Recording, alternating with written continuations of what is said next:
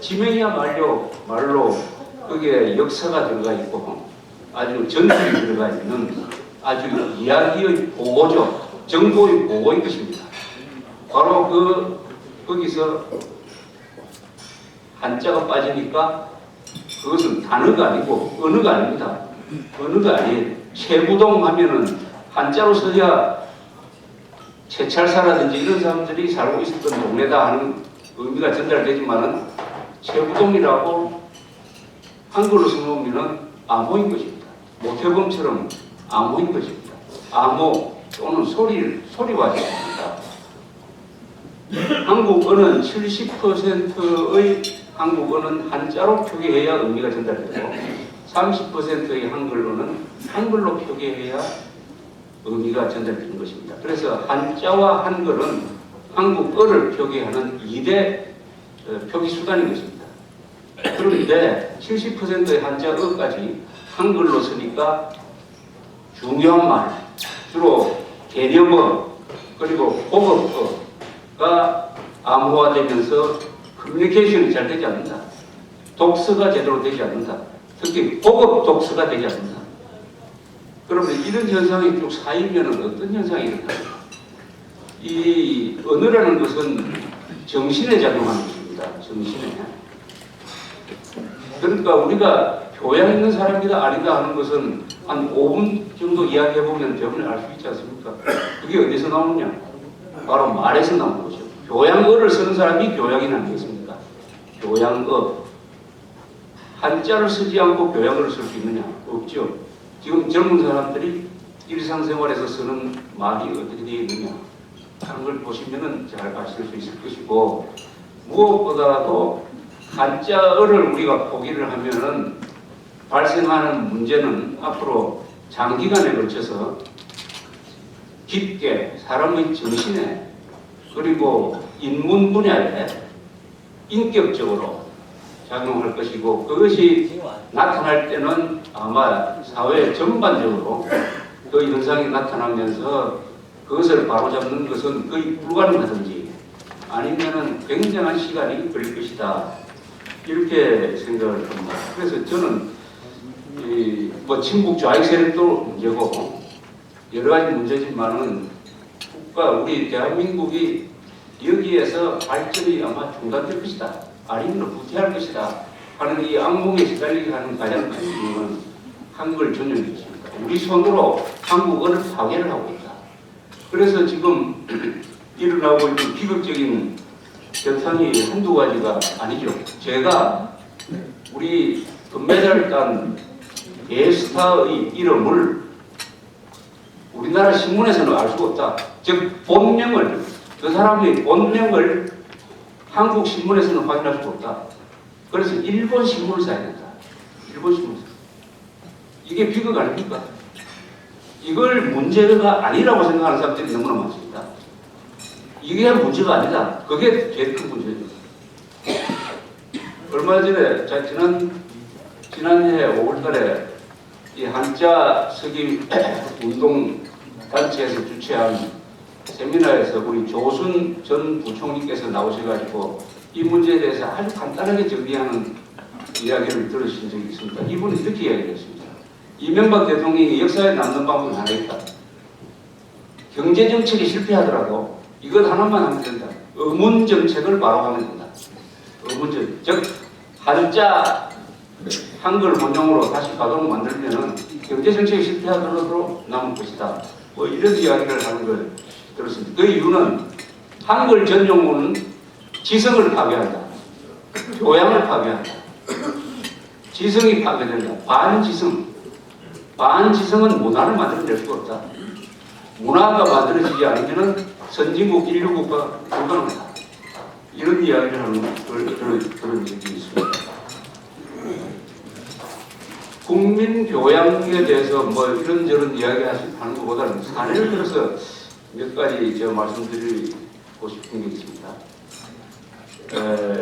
박정희 기념관을 지금 상암동에 만듭니다. 거기에 대해서 여러 가지 장소 문제에 대해서 제가 이견이 있었기 때문에 제가 지난 화요일 날 한번 가봤습니다. 상암동에 가면은 8차선 도로가 있어요. 저 고향 월드컵 경기장에서 고향으로 가는 8차선 왕복 8차선 도로가 있습니다. 그걸 타고 가면 왼쪽으로 난지도가 나옵니다. 그것을 공원화 해가지고 요새는 하늘을 보면 노을 공원으로 만들어놨어요. 거기 열병합 발전소가 있습니다. 그 건너편에 박정희 대통령 기념관, 기념 도서관을 지을 부지 한 5,000평이 마련되어 있습니다. 틀을 고르다가 중단됐습니다. 그 장소에 제가 서봤어요. 난지도, 앞에 난지도가 있어가지고 한강이 보이지 않습니다. 뒤는 야산이에요. 왼쪽은 5층 아파트가 있습니다. 완전히 완벽하게 막혀있는 공간입니다. 거기 지하 1층, 지상 2층, 연금평 1600평의 기념관을 만든다. 뭐 되어 있습니다. 그 기념관도 원래는 김대중 대통령이 1999년에 대구를 방문해가지고 여러 가지 뭐 화학 차원에서 만들자는 제안을 자신이 있어요. 그래서 예산을 한 200억 확보해놨더니 국가 보조로 나중에 2001년에 민간인들의 모금이 부진하다고 해서 예산을 동결시켰어요. 집행을 못하게 했어요. 그래서 100억을 모았더니 100억은 부족하다고 해서 또 집행을 하지 못했어요. 그래서 이게 재판에 걸어가지고 비로소 작년에 기념사업회 쪽에서 승소를 했습니다. 그래서 국가 예산 200억을 쓸 수 있게 되어서 거기서 지금 착공을 하던데 문제는 장소죠.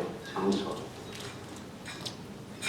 이 대통령 기념관은 어느 나라든지 그 보통 대통령도 아니고 우리 역사에서 10대 인물에 들어갈 이 위대한 대통령인데 그분의 기념관을 쓰레기장 옆에 만들어야 될 이유가 어디 있느냐? 이게 바로 국가의 교양이죠. 어떻게 이런 장소에 만들 수 있느냐? 또 그런 장소에 만드는 것을 정부가 나서서 그 10년 동안 사실상 방해를 해가지고 이제 만들려고 하는데 보니까 여기서 만들어서는 안 되겠다고 하는 여론이 좀 생겨서 제가 한번 보고 느낀 게 있습니다. 박 대통령하고 이승만 대통령은 우리 민족사에서 10대 인물에 들어갈 뿐만 아니라 가장 큰 사람이라고 생각합니다. 가장 큰 사람입니다. 가장이라고 했을 때 유일하다는 뜻은 아닙니다. 저보고 우리 인물의 크기로 하라고 하면 좀 5사람을 공급을 놓겠어요. 신라 삼국통일의 새 원훈인 태종무열왕 문무왕 김유신 그리고 이승만 박정희 이 5사람이 이웃한 것도 그렇고 그분이 놀았던 무대도 가장 넓었던 사람입니다. 그렇다면 기념관은 그 인물의 크기에 맞아야겠죠. 그런데 케말 파샤 아타투르크라고 하는 터키의 근대화의 혁명가 그분이 지금 앙카라에 고원 약간 은적바지에 거대한 건물이 있습니다.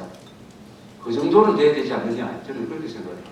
아주 잘 지었죠. 사실은 터키 같으면은 그게 관광 코스가 되어 있습니다만 또는 남경에 있는 소문 중산릉 그게 1926년 내전 때 만든 능인데도 불구하고 아주 잘 만들었습니다.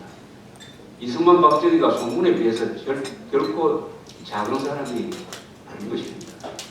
어떤 국민이 어느 정도 교양 수준을 가지고 있느냐 하는 것을 알아보는 방법 중에 하나가 그 사람이 어떤 사람을 기리느냐 어떤 인물을 기리느냐 하는 걸 보면은 그 국민의 수준을 알 수 있다고 합니다. 그러면은 대한민국을 이 정도의 나라로 만든 이승만 박정희를 대한민국 정부와 우리 국민들은 기리고 있느냐 짓밟고 있느냐 현재는 짓밟고 있는 거죠. 짓밟고 있는 거죠. 박 대통령은 헬리콥터를 타고 이렇게 시찰을 하면은 돌아와서 이런 이야기를 했다고 합니다. 나는 비행기 타고 이렇게 아래서 내려다 보면은 꼭 내가 그림을 보는 것 같다. 내가 그린 그림을 보는 것 같다. 이런 이야기를 했다고 합니다. 사실은 대한민국